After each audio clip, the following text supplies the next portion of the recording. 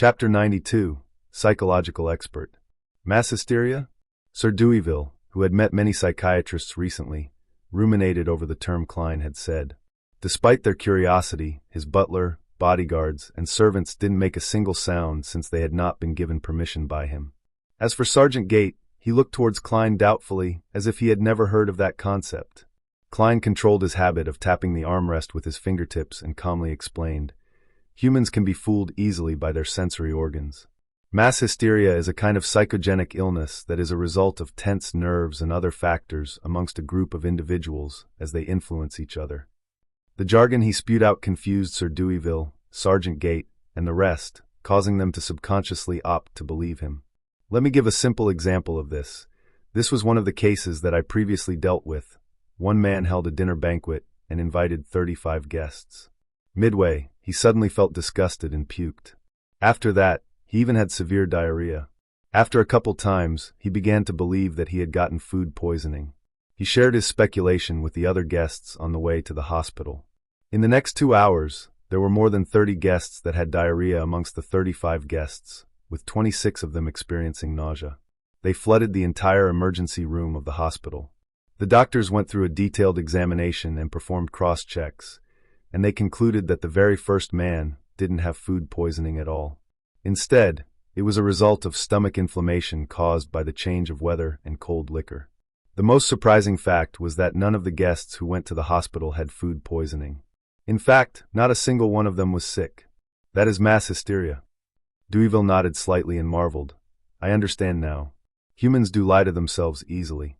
It's no wonder that Emperor Roselle once said that a lie would become reality once it was repeated 100 times. Officer, how may I address you? You're the most professional psychiatrist I have ever met. Inspector Moretti. Klein pointed at his epaulette and said, Sir, your troubles have been resolved temporarily for now. You can try to sleep now while I determine if there are any other problems. If you are able to sleep well, please allow us to bid farewell ahead of time instead of waiting for you to wake up. All right. Deweyville massaged his forehead, took his cane, and walked upstairs to his bedroom. Half an hour later, a police carriage left the fountain at the door of Deweyville's residence. When Sergeant Gate got off on the way and returned to his police station, Inspector Tolley looked towards Klein. He complimented in jest, Even I believed that you were a real psychological expert. Before he finished his sentence, he saw the young man in a black and white checkered uniform looking expressionless. His eyes were deep and serene as he forced a smirk on his face and said, I only had some experience with it in the past. Inspector Tolley fell silent until the carriage arrived outside 36 Zutland Street. Thank you for your assistance, allowing Sir Deweyville to be finally free from his problems and be able to find sleep again. He extended his hand and shook Klein's hand. Thank Dunn on my behalf. Klein nodded slightly and said, All right. He went up the stairs and returned to the Blackthorn Security Company. He knocked and entered the captain's office. Dunn. Dunn was waiting for his lunch. Dunn. Klein massaged his forehead and kept his reply short and simple. The root of the problem stemmed from the lead and porcelain factory under Sir Deweyville. From the moment they were established to this day, too many deaths have been caused by lead poisoning. And every accident left Sir Deweyville with some resentful spirituality. Generally speaking, that wouldn't bring too big of a problem. That might cause nightmares at the most.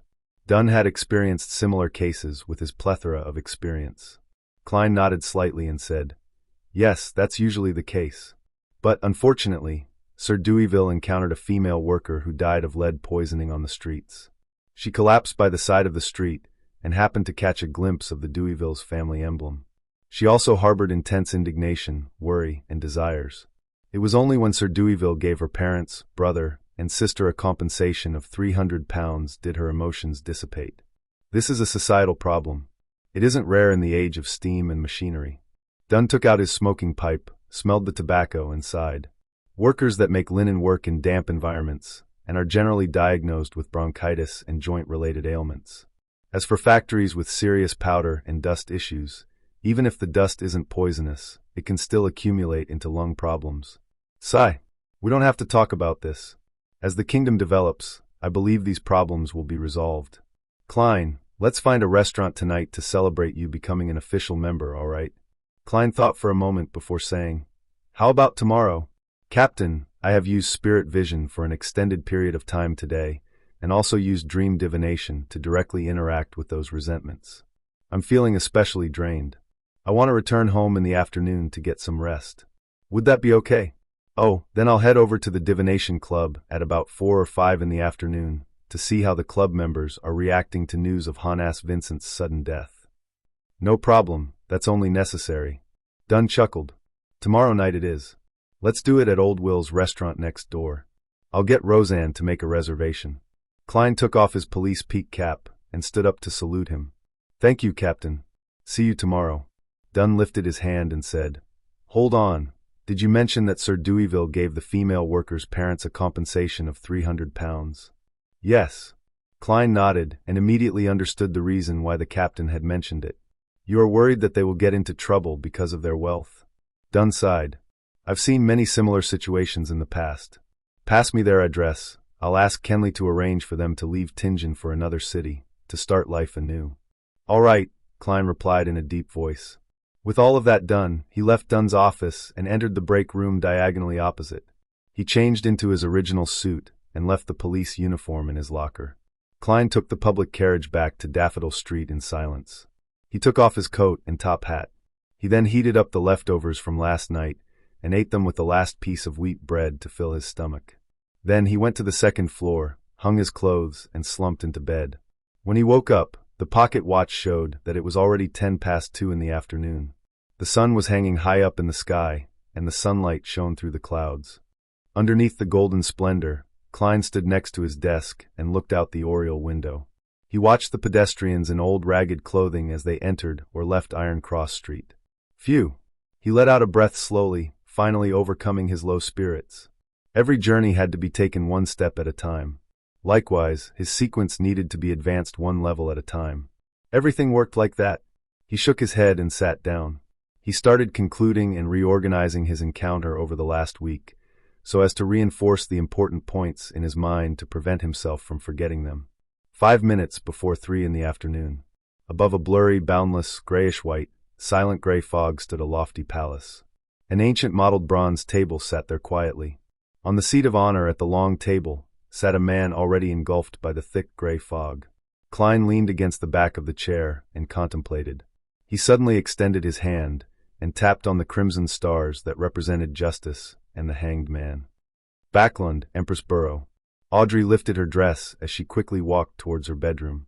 Suddenly, she felt something and looked sideways at the shadow sitting on the balcony.